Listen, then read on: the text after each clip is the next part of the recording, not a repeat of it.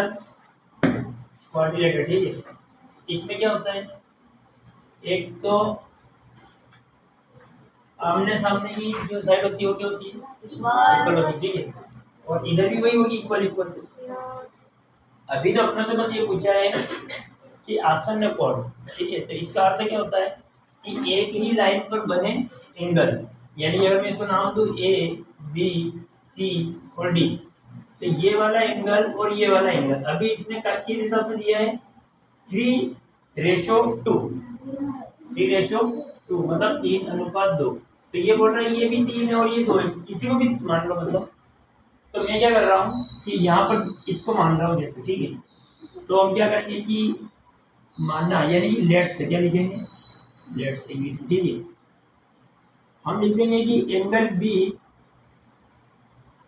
Equal 3x B है, sorry, और angle C को मैंने क्या मान लिया, 2x। क्या मान लिया, 2x से क्यों मानते हैं, क्योंकि जब रेशियो में किसी भी चीज को फाइंड करना होता है तो बिना x से माने वो होगा भी नहीं, ठीक है। अगर हम किसी की वैल्यू निकाल रहे हैं इस प्रकार से ज्योमेट्री में, तो बिना x से माने होगा भी नहीं। तो अब क्यों माना हमने, तो हम जानते हैं, क्या करते हैं, वी नो दैट, हम जानते हैं। और हम क्या जानते हैं, हम सब कुछ जानते हैं, ठीक है, इसलिए हम कोचिंग आते हैं। हम जानते हैं कि एक ही लाइन पर, यानी कि आसन पर, यानी कि स्ट्रेट लाइन पर बने एंगल की वैल्यू कितनी होती है, 180। अगर मैं इन दोनों को प्लस कर दूं तो वैल्यू कितनी आनी चाहिए, 180। तो यहाँ पर क्या होगा, तो अब यहाँ पर देखो कि मैं क्या लिखूंगा, दोनों की वैल्यू यानी 3x, यानी मैं ऐसा लिख सकता हूँ ना, angle B plus angle C equal कितना होगा, क्यों होगा, क्योंकि हमारा जो सवाल है वो समांतर चतुर्भुज है, मतलब पैरेलल क्वाड्रिलेटरल है, तो स्वाभाविक बात है होना ही है। अब मैं b यानी 3x और 2x को क्या करूंगा, 3x प्लस 2x को क्या करूंगा, 180 लिखूंगा, ठीक है।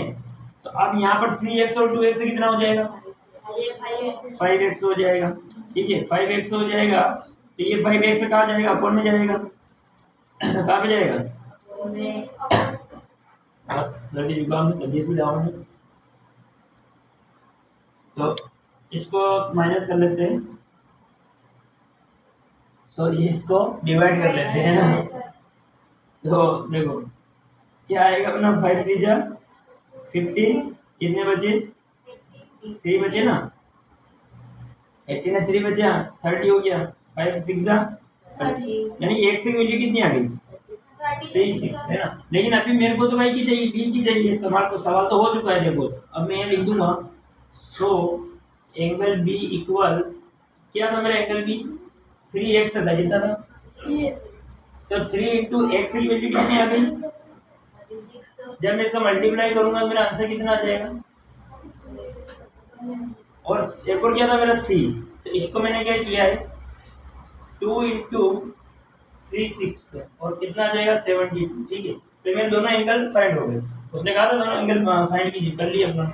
अब हो सकता है कि यहाँ पर मैंने बी और सी लिया, हो सकता है कभी कोई इसको ए और बी भी ले सकता है, ठीक है, कोई इसको ए डी ले सकता है, सी डी ले सकता है, उससे कोई फर्क नहीं पड़ेगा, बस यहाँ पर वैल्यू चेंज हो। फिलहाल हमने क्या किया, 3x से 2x तक हो, यानी 3 2 यहाँ दिया था तो उसको x माना, ठीक है, 3x से 2x को जोड़ा प्लस 180, 5 को ओपन किया, इस 360 जो मान आया वो वापिस वैल्यू कर दिया।